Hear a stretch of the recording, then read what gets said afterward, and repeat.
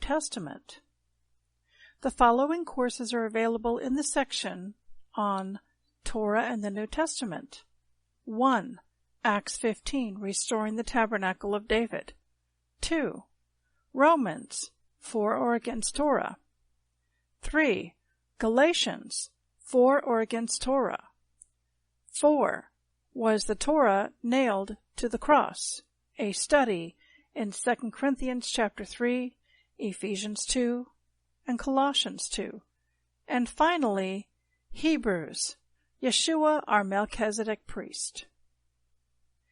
In Acts 21:17-25, Paul is accused of not following the Torah. Was this really true? Did you know that over 25% of the book of Acts deals with this one single issue? Did Paul follow the Torah? And did he teach others to follow the Torah? What was his response? In his letters, was Paul for or against the Torah?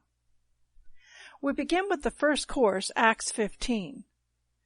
It begins with a heated Torah debate and controversy. What should be done with all of the new non-Jewish believers in Yeshua as the Messiah? How were they to be received into the new covenant family of Yeshua? In Acts 15 verse 1 it is written, "And certain men came down from Judah and were teaching the brothers, unless you are circumcised according to the practice of Moses, you are unable to be saved." What was Paul really arguing about with the Pharisees who were believers in Yeshua as the Messiah? The Pharisees were saying to new followers of Messiah Yeshua that if they wanted to follow the God of Israel and be members of his covenant family, then they must convert to Judaism.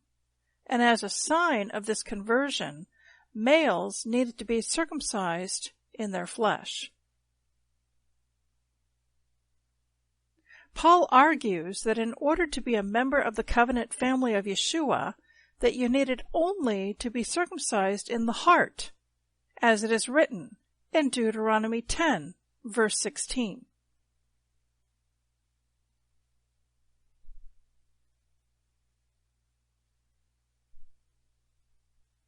This ancient debate regarding how the non-Jew should express their faith in the God of Israel still manifests today. Should Christians follow the Torah? Many Orthodox Jews today say that Christians only need to follow the 7 Noahide laws. In order to understand Paul's position, his teachings on the issue in the New Testament are examined. The reason why the dispute was settled in Jerusalem is because this is what the Torah requires, as it is written in Deuteronomy 17, verses 8 through 10.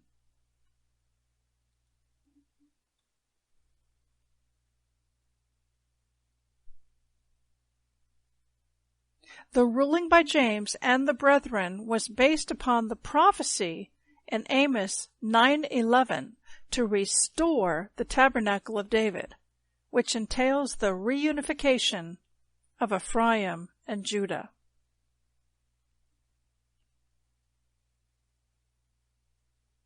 The 4 necessary things given to the non-Jews to observe come from the holiness laws in Leviticus chapters 17 through 20. Observance of these 4 things reverses the sins of Ephraim spoken of in the book of Hosea. Now let's look at the Romans course. In this study, we will be looking at the book of Romans from a Hebraic perspective. We begin with looking at Romans 1:17, where it is written, "For therein is the righteousness of God revealed from faith to faith, as it is written, the just shall live by faith." We will be linking this verse to Romans 2 through 4 and see what the Torah and the prophets teach us about the righteousness of God and what God requires of us. Did you know that the concept that we are saved by grace through faith that this concept is found in the Torah and the prophets. This is not a new concept found only in the New Testament. In traditional Christianity, Paul's letter to Rome is often quoted to try to prove the doctrine that when Yeshua died, he nailed the Torah to the cross.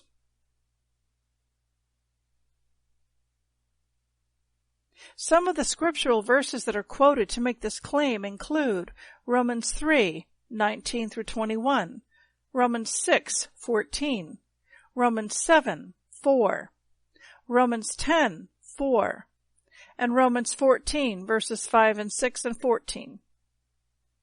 As a result, it is concluded that followers of Yeshua today do not need to keep the weekly Sabbath, the annual biblical festivals, or the dietary laws. However, in other verses in Romans, Paul seems to make positive statements about the Torah. For example, in Romans 2:13, Romans 3:31, Romans 7:12, 14, 22, and 25, and Romans 8, verses 4 and 7. So, which is it? Is Paul for or against the Torah? How can we explain Romans from a Torah-based Hebraic perspective? Eddie will unravel the mystery in this powerful, fascinating, insightful, comprehensive, and well-researched study.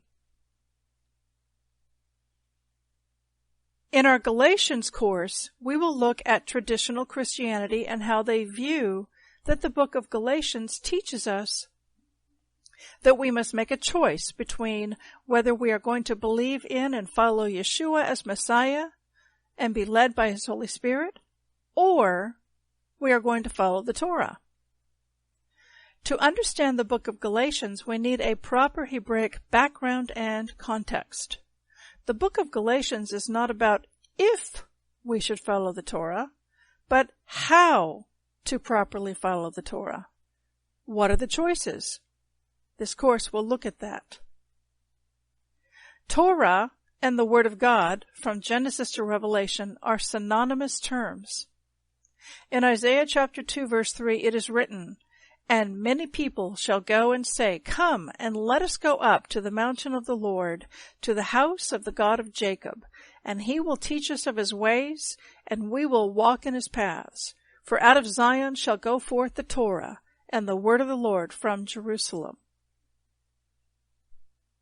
In the first century, it was a given that if you were Jewish and believed in the God of Israel, you would seek to follow His Torah. There was a rabbinical system with two main Pharisaic sects, Hillel and Shammai. The Jewish religious debates were not if you should follow the Torah, but the proper way how you follow the Torah. What about Yeshua? Many of the debates that Yeshua had with the Pharisees were disagreements on how you follow the Torah. Yeshua gave the Torah at Mount Sinai. How do you follow Yeshua's Torah? Take this course and find out. Next, we turn our attention to the course, Was the Torah Nailed to the Cross? As an overview to this teaching, this course will be covering Ephesians 2, 13 to 18, Colossians 2, 4 to 22, and 2 Corinthians chapter 3. It is from these scripture passages that much of mainstream Christianity makes the claim that Paul taught that when Yeshua died on the tree, that the need to follow the Torah was nailed to the cross. Is this true or not? This teaching series will delve into this topic in depth. We begin by understanding who Paul is speaking to in Ephesians 2. Paul is speaking to those who are far off and those who are near. Paul is speaking to the northern and the southern kingdom. Those that were far off in their exile is a reference to the northern kingdom, while those that were near is a reference to the southern kingdom. But now, in Yeshua HaMashiach, you who once were far off have been brought near by the blood of Christ. and he came and preached peace to you who were far off and to those who were near. The northern and southern kingdom become one new man in Messiah Yeshua. For to make in himself of two one new man, so making peace. Ephesians 2:15. Take this course to find out more about how Yeshua makes the two into one. The last course in this subject area is Hebrews, our Melchizedek priest. The primary message of the book of Hebrews is that Yeshua is the Melchizedek priest over the kingdom of God. This teaching explains the following. 1. What makes Yeshua's Melchizedek priesthood unique? 2. How does Yeshua's Melchizedek priesthood benefit the believer in Yeshua as the Messiah? 3. The difference between the Levitical priesthood and the Melchizedek priesthood. What is the purpose of the book of Hebrews? The primary message of the book of Hebrews is that Yeshua is the Melchizedek priest of the Melchizedek priesthood of the kingdom of God of Israel. Next, Hebrews explains what makes Yeshua's Melchizedek priesthood unique from other Melchizedek priests in the Bible.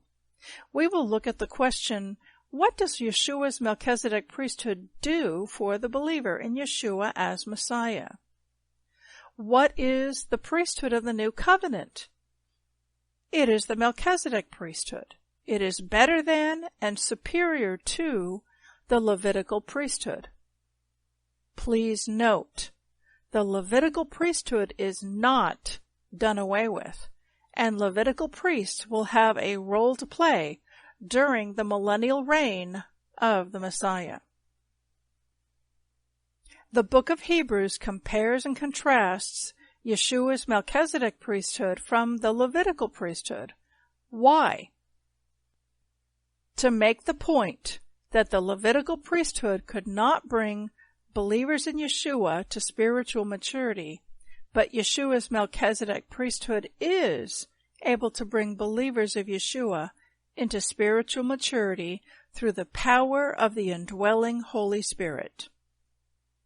The new covenant is the Torah written upon our hearts, Hebrews 8:10, and through the power and presence of the Holy Spirit, Yeshua's Melchizedek priesthood is able to bring the individual believer into spiritual maturity, so that Yeshua can have a bride who will dwell with him forever in the New Jerusalem. Oh, I love your word, all the days my meditation. Oh, how I love your Torah, all the days my conversation.